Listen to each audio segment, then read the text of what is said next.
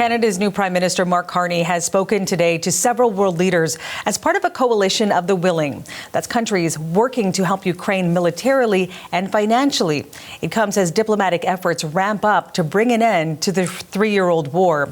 The CBC's Anna Cunningham is tracking this story for us from London. We've been talking since this meeting began earlier this morning. We've now heard from UK Prime Minister Keir Starmer. What's the latest on this? Yeah, this was a 2-hour meeting. Took place virtually, Marianne. Coalition of the Willing is what it's being called, and as you said, including Canada. This morning, they have concluded that it's time now for action and not words. We've heard just a short time ago from the British Prime Minister Keir Starmer confirming that after today's meeting, they are moving to an operational stage. Now, he said that there will be a meeting this Thursday of militaries from those 25 countries that are in this coalition of the willing. And he said the moment has come to accelerate practical work needed to move towards a peace deal. Now, remember that we are at the point where we have seen Ukraine agree to a 30-day ceasefire deal that was put on the table by the US when the delegations met in Jeddah earlier this week in Saudi Arabia. But President Vladimir Putin has not agreed. We heard from him in the Kremlin on Thursday. He talked about how he was considering it, but he said he had a lot of questions, and with that, conditions. Now, the British Prime Minister Keir Starmer has said that was a yes, but no from President Putin. He spoke about why the group is needed for Ukraine's security. Take a listen. The group I convened today is more important than ever. It brings together partners from across Europe, as well as Canada, Australia and New Zealand, with backing from others too, including Japan. We agreed we will keep increasing the pressure on Russia, keep the military aid flowing to Ukraine, and keep tightening the restrictions on Russia's economy to weaken Putin's war machine and bring him to the table. Marianne, I think what we're hearing today is really this collective pressure. Keir Starmer did talk about a political and military momentum. Now, people will still have questions as to whether that means that we are likely to see military troops on the ground as peacekeepers in Ukraine if there is a ceasefire deal. He didn't elaborate on that any further, but we do know that both Britain and France have said that they are willing to do that.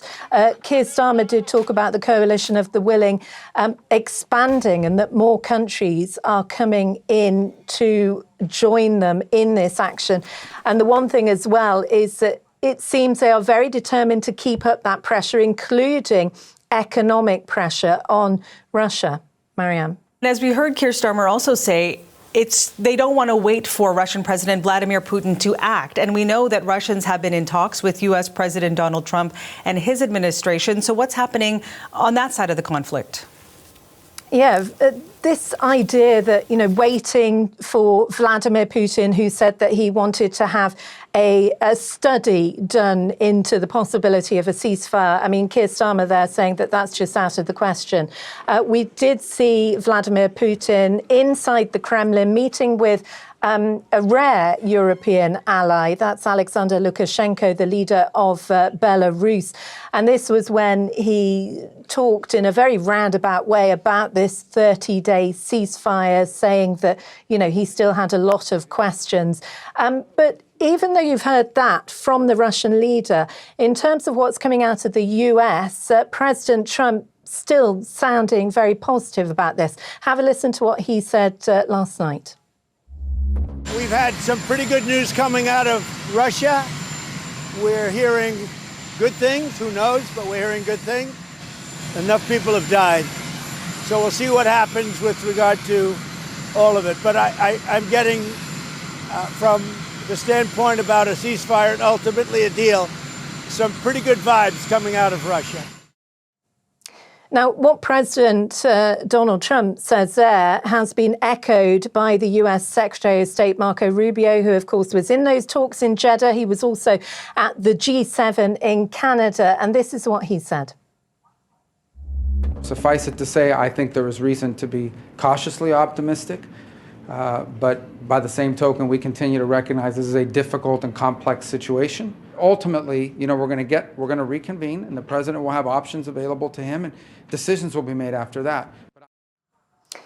Marianne, I think what we are looking at here is a slightly different approach coming from the US, who wants that ceasefire immediately now. Europe also wants a ceasefire, but they're bringing together this coalition of the willing. And it will be interesting to find out when we get more details about what's being called an operational phase now, and this meeting that we've been told is planned for Thursday of the countries and their militaries meeting here in London. Marianne. Thanks so much for this, Anna. That's the CBC's Anna Cunningham in London.